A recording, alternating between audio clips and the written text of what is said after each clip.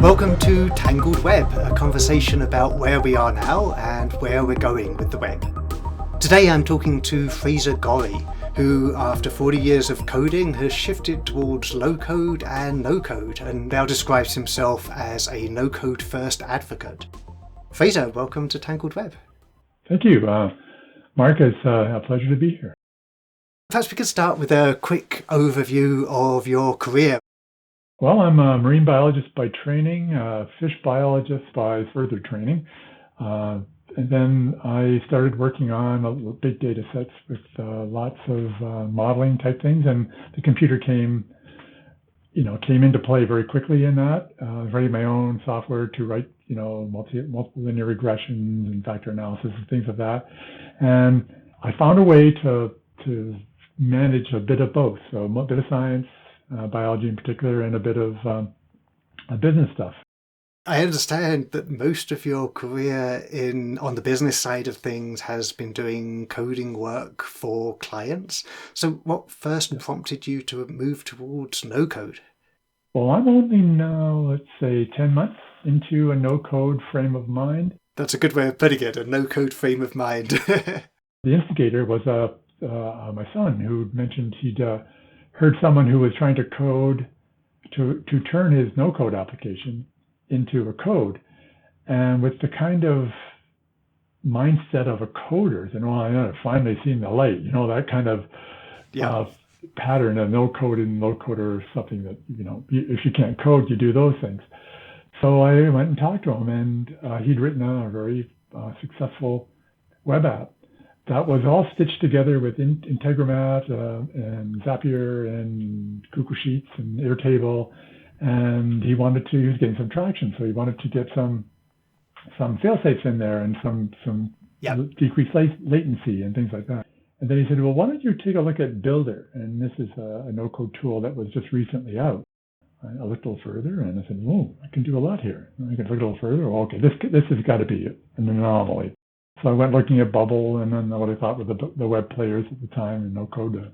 I realized I could go anywhere I wanted, and I'm connecting to APIs and I'm doing things that I normally do anyway. And I'm thinking, all that boilerplate I normally drag with me into a new project and put in front of me and say, okay, I'll need this and I'll need that and I'll need a router here and I'll need a form handler here and I want to make sure I use Tailwind on the CSS because I like the way the classes look. All that stuff sort of fell away, and I'm thinking, I can really sink my teeth into something before I even code a bit. I could actually use this as my prototyping tool. And that was my first thought. As I've mentioned, you now describe yourself as an advocate of no code first, and I think that's where you're getting. So what do you mean by no code first? Well, if someone comes with a new project, it's a little bit about my mindset.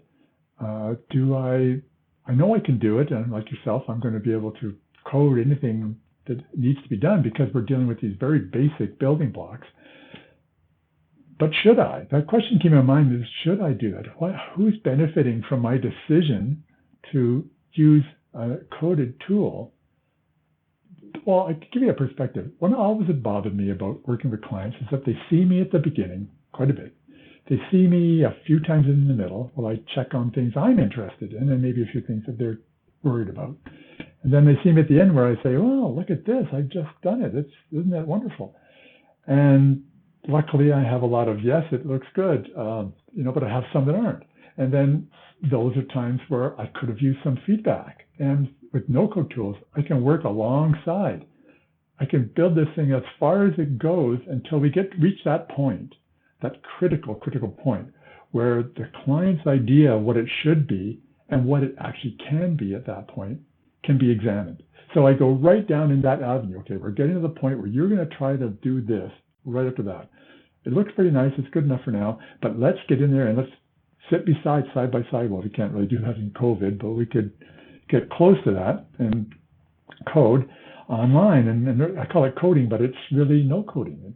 It's a way of thinking about what you can do, which is divorced from how. It's what will it end up being like. So it's a game changer. The excitement in a client's eyes when they can see that.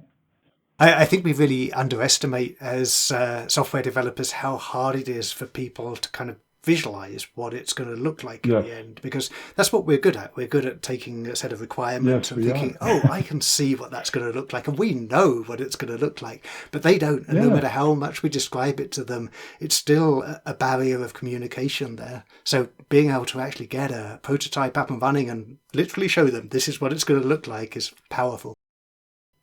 You're so right there. The idea in my mind is that there's a picture I project onto my mind screen of what it is. They project one onto their mind screen, but we don't know how close those two match. and we use body language, and we use decision points which are so honed down into, do you like this? And it implies that. And I've always been uncomfortable with that. I want them to know what it's like. And the ceiling point is that at the end of the day, here you go. Take it over. You can do it. You've seen me do it. You know how I've done that. And the places where I've used code, they're very localized, and they're there, and they're necessarily there, and they do the job, and then I'll document them completely so that someone else can at least come in and change them. I don't like the idea of a client being reliant on me. Yeah, it's something that just rankles. Can you give an idea, I love your term mind screen, by the way, but talking of the difficulty of visualizing software, can you give an idea of how a specific no-code tool might work and how you might use it to kind of create a prototype for a client? Because I think people who have heard of no-code but have never used it might have difficulty visualizing how that works. Well, there are several no-code tools out there now. If you think of WordPress, it's kind of a no-code tool too. A no-code tool is characterized by black boxes, which are either components that are visual or components that take actions. And you don't know what's inside those things. They're kept from you, and by design. But you consider them to be tested, bulletproof, and they'll do what they'll do based on the things you can change about them. You can customize them.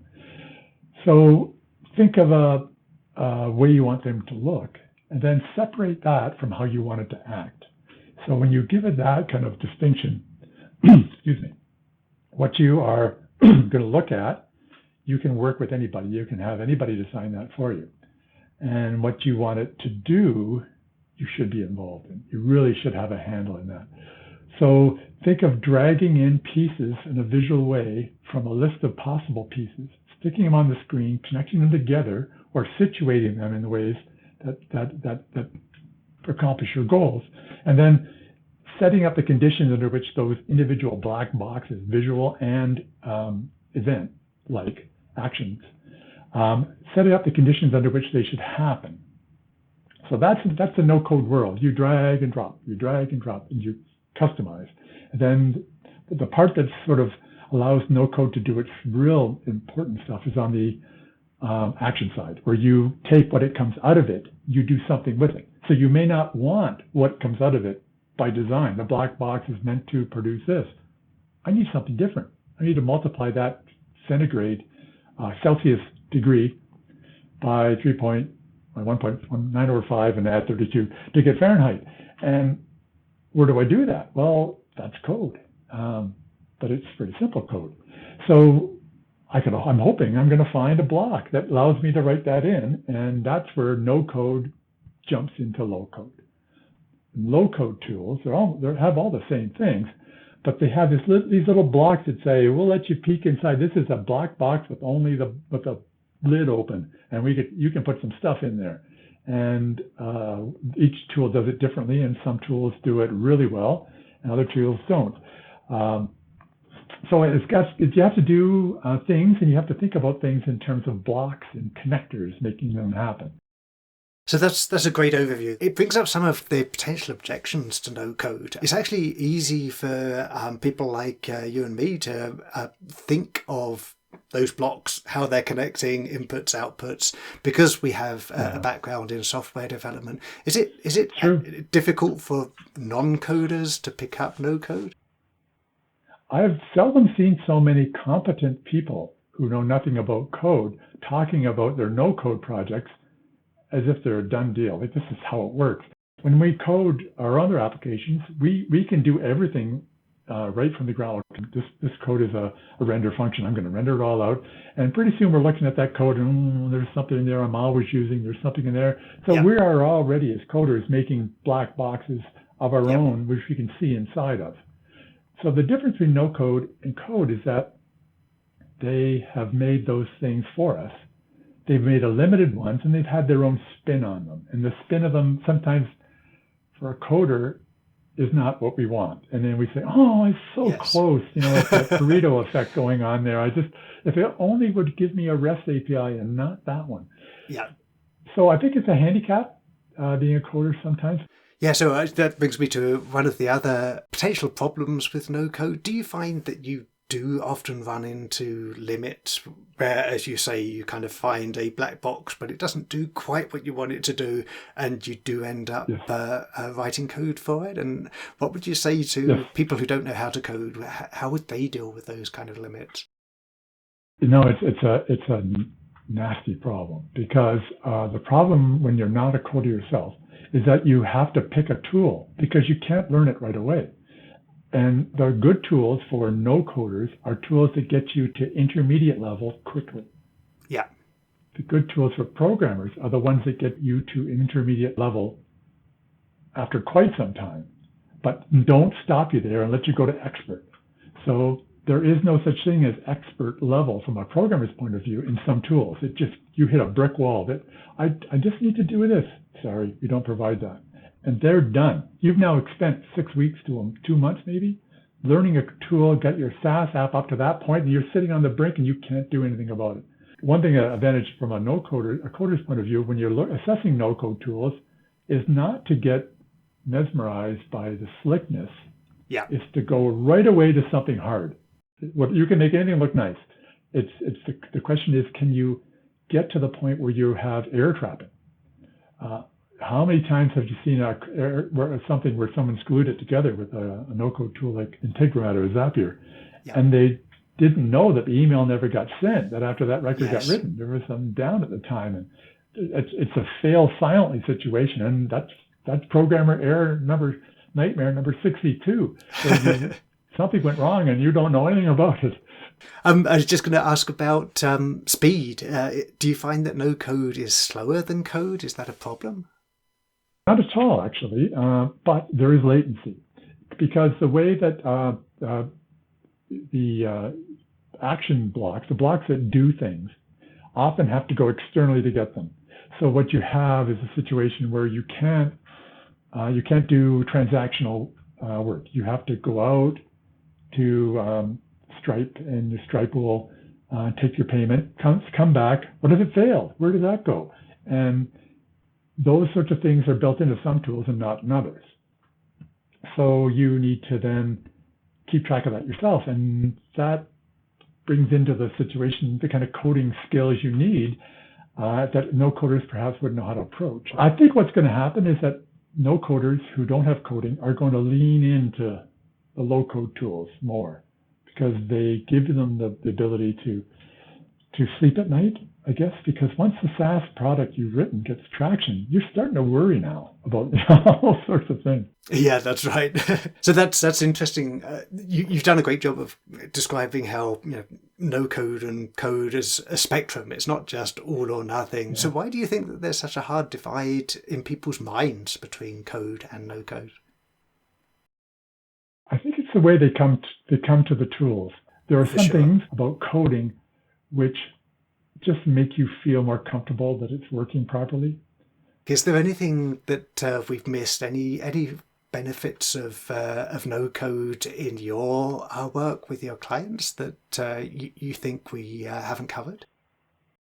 Well, there's a couple of unexpected things. Yes, I can put together something quicker in no code than I can in code. It's the freedom to embellish.